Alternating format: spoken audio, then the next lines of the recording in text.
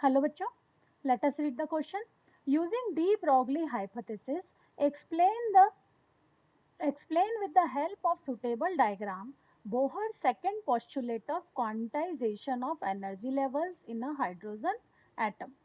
ठीक है, हमें डी ब्रॉगली हाइपोथेसिस का यूज करके डी ब्रॉगली हाइपोथेसिस का यूज करके बोहर के second postulate of quantization of energy level को प्रूव करना है for a hydrogen atom. Second question है the ground state energy of a hydrogen atom is 13.6 electron minus 13.6 electron volt. What are the kinetic and potential energy of the electron in this state? Okay, चलिए तो की concept जो हम use करेंगे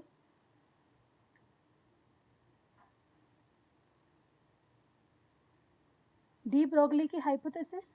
क्या है de Broglie की hypothesis? कि हर पार्टिकल जो है उसके साथ एक वेव भी एसोसिएटेड होती है और उस वेव की वेवलेंथ हम lambda is equals to H upon P के फॉर्म में रिप्रेजेंट कर सकते हैं, या हम कह सकते हैं एच बाय मोमेंटम को हम एम इंटू वी भी लिख सकते हैं. एक एच जो है प्लांक कांस्टेंट है, पी मोमेंटम है जिसे मास इंटू वेलोसिटी है ना के इक्वल लिखते हैं. ये हमारी फर्स्ट हाइपोथेसिस है डी ब्रोगली की. सेकंड जो कंडीशन है डी ब्रोगली की कि किसी ऑर्बिट की, ठीक है, ऑर्बिट की सरकमफेरेंस जो होगी, किसी भी स्टेशनरी ऑर्बिट की जो सरकमफेरेंस है वो हमेशा एन टाइम ऑफ लैम्बडा होगी. ठीक है, मीन्स वेवलेंथ का से वेवलेंथ के इंटीग्रल मल्टीपल होगी क्या, कौन, the circumference of the orbit. ठीक है, अब डी ब्रोगली ने क्या कहा कि जो इलेक्ट्रॉन है किसी भी, है ना, न्यूक्लियस के अराउंड जो इलेक्ट्रॉन है वो कुछ इस तरह से रोटेट करता है in the form of wave. ठीक है, अब इसके अराउंड अगर हम ऑर्बिट को प्लॉट करें तो ये जो ऑर्बिट है ये सर्कुलर ऑर्बिट बोहर बोलता है, सर्कुलर ऑर्बिट में इलेक्ट्रॉन रिवॉल्व करते हैं. ठीक है, सो यहाँ पर ये है हमारा न्यूक्लियस, ये है हमारी इलेक्ट्रॉन वेव जो डी ब्रोगली ने सपोज की है. ठीक है, और ये हमारा स्टेशनरी ऑर्बिट है.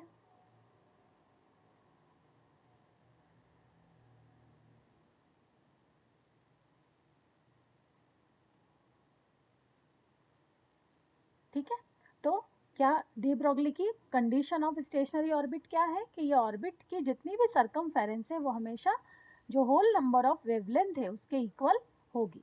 ये दो कॉन्सेप्ट हम यूज करेंगे for solving the first part of this question. चलिए देखते हैं. तो सबसे पहले हम कह सकते हैं बाय द, है ना, condition of by condition of stationary orbit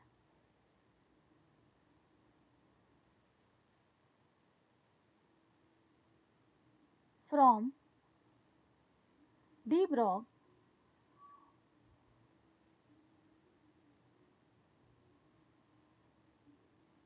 हम लिख सकते हैं 2 pi r is equals to n lambda. जहां लैम्बडा की वैल्यू फर्स्ट इक्वेशन से हम लिख सकते हैं h upon M V. So 2 pi r is equals to n into lambda की वैल्यू हम लिख सकते हैं h by M V. Okay, अब हम थोड़ा सा ट्रांसफॉर्म कर दे इस इक्वेशन को तो ये हो जाएगी हमारे पास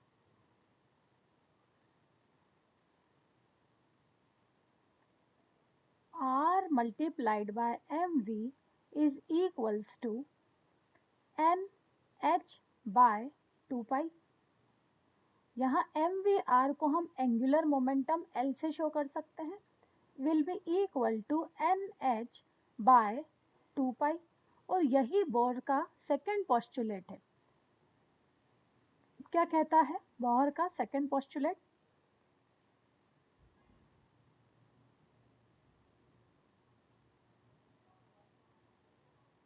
of Bohr's model.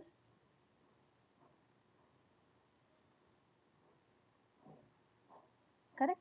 Second postulate of Bohr's model ये कहता है कि जो जिस भी अगर इलेक्ट्रॉन किसी ऑर्बिट में रिवॉल्व कर रहे हैं तो उनका जो एंगुलर मोमेंटम होगा, ठीक है, मतलब mvr।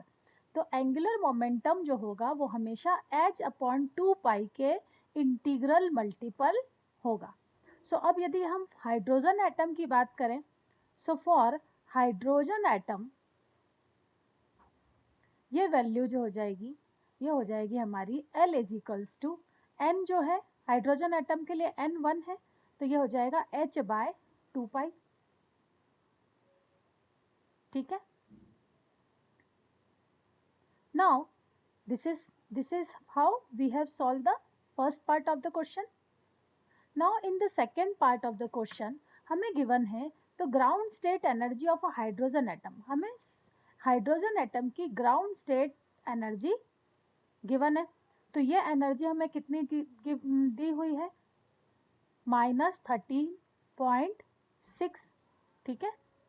मीन्स टोटल एनर्जी जो है हमें, है ना, गिवन है हाइड्रोजन एटम के लिए -13.6 इलेक्ट्रॉन वोल्ट।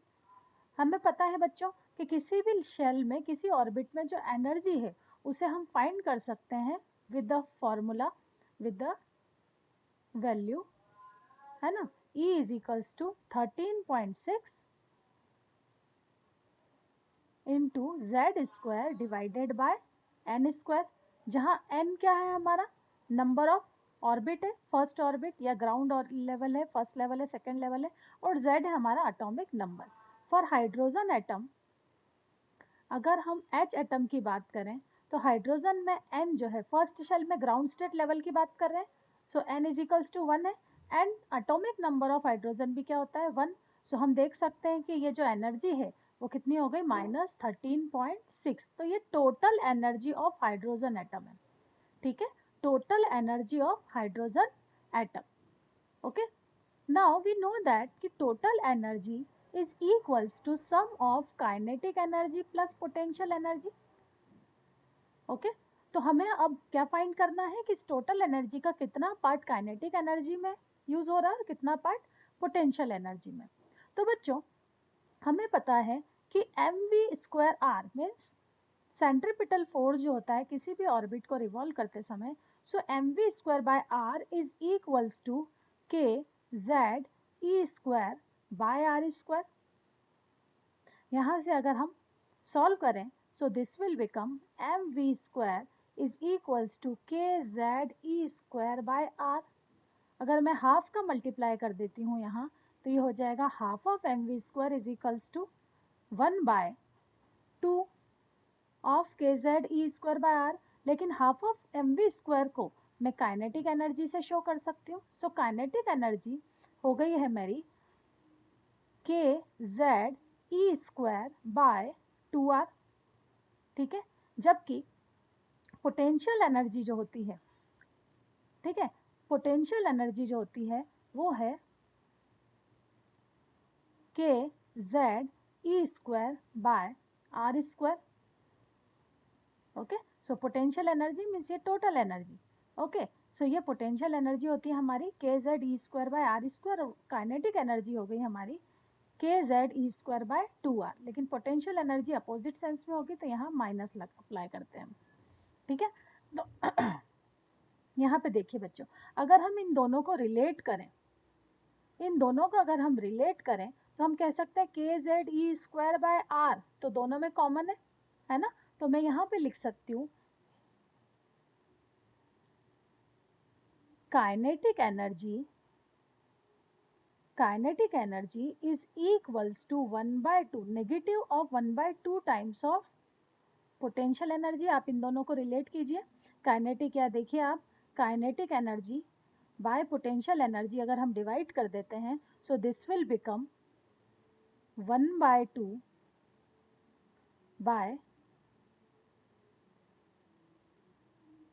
है ना, इसका आंसर आ रहा है हमारा 1/2, करेक्ट। सो यहाँ पर हम लिख सकते हैं कि काइनेटिक एनर्जी जो है हमारी वो -½ टाइम्स ऑफ पोटेंशियल एनर्जी है, या ये कह सकते हैं हम कि 2 into kinetic energy is equals to potential energy. Okay, तो चलिए अगर इस इक्वेशन को हम यहाँ यूज कर दे टोटल एनर्जी के सेंस में, सो टोटल एनर्जी हो जाएगी हमारी काइनेटिक एनर्जी, ठीक है, यहाँ माइनस का साइन नहीं अप्लाई किया, kinetic energy plus of minus of kinetic energy minus 2 times of kinetic energy. So this will become minus of 2 times of kinetic energy. That will gives us minus of kinetic energy is the total energy. ठीक है, so या हम इसको ऐसे interpret करें कि kinetic energy जो है वो माइनस ऑफ टोटल एनर्जी होती है. सो इफ हियर हम यूज कर सकते हैं, हियर हमें टोटल एनर्जी दी है minus of 13.6 electron volt, therefore kinetic energy will be minus of 13.6 electron volt. So ये हो जाएगा हमारा 13.6 इलेक्ट्रॉन वोल्ट. किसकी वैल्यू आ गई है? काइनेटिक एनर्जी की.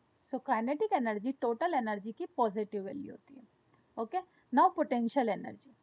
ठीक है, हम याद अप्लाई करते हैं पोटेंशियल एनर्जी. हमें पता है कि जो पोटेंशियल एनर्जी है वो minus of 2 times of kinetic energy होती है. सो काइनेटिक एनर्जी जो है minus of 2 into 13.6, that will become 6 2 ज़ा 12, 13 2 ज़ा 26 and 27. So 27.2 electron volt negative. Correct? So this is the potential energy. So this is the answer for the potential energy of the electron and this is answer for kinetic energy of electron. ये जो question हमने question का B part यहाँ पर solve किया और ए part का answer इसमें है ना. यहाँ पर हमने डी ब्रोगली हाइपोथेसिस को लेकर second postulate of quantization of energy of the hydrogen atom find किया. So I hope this is clear to you students. Thank you.